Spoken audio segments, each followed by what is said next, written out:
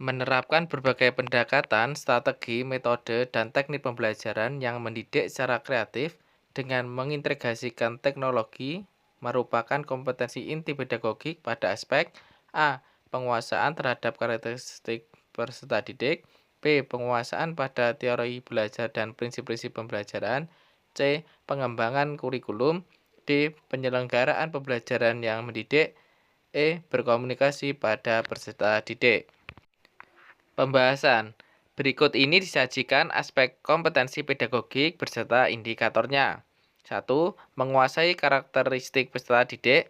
Guru mampu mencatat dan menggunakan informasi tentang karakteristik peserta didik untuk membantu proses pembelajaran. Karakteristik ini terkait dengan aspek fisik, intelektual, sosial, emosional, moral, dan latar belakang sosial budaya. 2. Menguasai teori belajar dan prinsip-prinsip pembelajaran yang mendidik. Guru mampu menetapkan berbagai pendekatan, strategi, metode, dan teknik pembelajaran yang mendidik secara kreatif sesuai dengan standar kompetensi guru. 3. Pengembangan kurikulum. Guru mampu menyusun silabus sesuai dengan tujuan terpenting kurikulum dan menggunakan RPP sesuai dengan tujuan dan lingkungan pembelajaran. 4. Kegiatan pembelajaran yang mendidik. Guru mampu menyusun dan melaksanakan rancangan pembelajaran yang mendidik secara lengkap. Guru mampu melaksanakan kegiatan pembelajaran yang sesuai dengan kebutuhan peserta didik. Jadi jawabannya yang benar adalah B. Penguasaan pada teori belajar dan prinsip-prinsip pembelajaran. Soal selanjutnya. Teori ini memandang belajar sebagai hasil dari pembentukan hubungan antara rangsangan dari luar atau stimulus dan balasan dari siswa, respon yang dapat diamati. Semakin sering hubungan bond antara rangsangan dan balasan terjadi, maka akan semakin kuatlah hubungan keduanya atau law of exercise. Teori belajar yang dimaksud adalah A. Behaviorisme, B. Kognitif, C. Humanistik, D. Sibernetik, E. Konstruktivisme. Pembahasan. Menurut B.F. Skinner, teori belajar biorisme adalah hubungan antara stimulus dengan respon yang ditunjukkan individu atau subjek terjadi melalui interaksi dengan lingkungan. Teori ini menekankan bahwa tingkah laku yang ditunjukkan seorang merupakan akibat dari interaksi antara stimulus dengan respon. Teori ini berkembang dan cenderung mengikuti aliran psikologi belajar, lantas menjadi dasar pengembangan teori pendidikan dan pembelajaran saat ini. Ciri dari implementasi sukses teori belajar behavioristik ini adalah adanya perubahan perilaku yang ditunjukkan seorang setelah mengalami kejadian di masa lampau.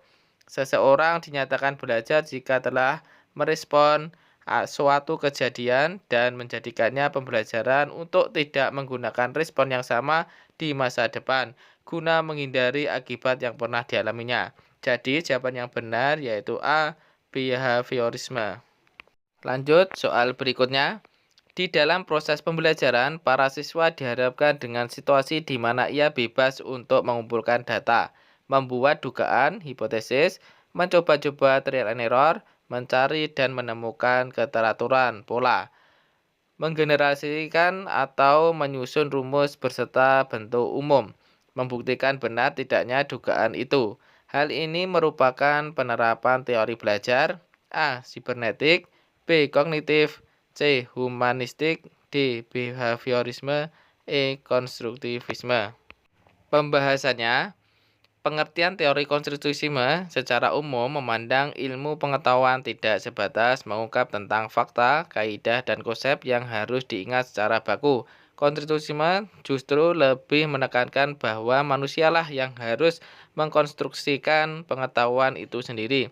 Jadi manusialah yang memberikan nilai sentimental dan menggali ilmu pengetahuan baik itu lewat kajian, penelitian, ataupun lewat pengalaman. Ada banyak cara untuk melakukan konstruksi dan mengembangkan ilmu pengetahuan. Jadi jawaban yang benar adalah E. Konstruktivisme. Soal selanjutnya. Seorang guru yang mengembangkan tujuan pembelajaran untuk menggambarkan proses dan hasil belajar yang diharapkan dicapai oleh peserta didik sesuai dengan kompetensinya dimuat dalam A. Silabus, B. RPP, C. Silabus dan RPP, D. SKL, E. Lembar penilaian. Pembahasan. Rencana pelaksanaan pembelajaran atau RPP adalah rencana yang menggambarkan prosedur dan pengorganisasian pembelajaran untuk mencapai suatu kompetensi dasar yang ditetapkan dalam standar isi dan dijabarkan dalam silabus. Menurut Kunandar tahun 2011 halaman 263, tujuan rencana pelaksanaan pembelajaran adalah untuk 1. Mempermudah, memperlancarkan, dan meningkatkan hasil proses belajar mengajar. 2. Dengan menyusun rencana pembelajaran secara profesional, sistematis, dan berdaya guna, maka guru akan mampu melihat, mengamati, menganalisis, dan memprediksi program pembelajaran sebagai kerangka kerja yang logis dan terencana. Menurut Kunandar tahun 2011 halaman 264. Jadi jawaban yang benar adalah B, RPP. Lanjut soal berikutnya. Dalam mempersiapkan pembelajaran, seorang guru akan selalu bertemu dengan istilah silabus dan RPP. Silabus dan RPP sama-sama sebagai rencana proses pembelajaran. Perbedaannya adalah sebagai berikut. A. Silabus berisi kompetensi dasar, sedangkan RPP mengarahkan kegiatan belajar untuk mencapai kompetensi dasar. B. Silabus bersumber dari standar isi dan standar lulusan, sedangkan RPP bersumber dari standar kompetensi lulusan. C. RPP dibuat oleh setiap guru, sedangkan silabus dibuat oleh tim guru. D. RPP dan silabus keduanya disusun oleh setiap satuan pendidikan. E. Dalam silabus dijelaskan metode, media belajar, sumber belajar, langkah-langkah pembelajaran, evaluasi secara rinci. Pembahasan. Silabus juga bermanfaat sebagai pendopan untuk merencanakan pengolahan kegiatan pembelajaran, misalnya kegiatan belajar secara klasikal, kelompok kecil, atau pembelajaran secara individual. Demikian pula silabus sangat bermanfaat untuk mengembangkan sistem penilaian. Tujuan rencana pelaksanaan pembelajaran adalah untuk 1. Mempermudah, memperlancar, dan meningkatkan hasil proses belajar mengajar. 2.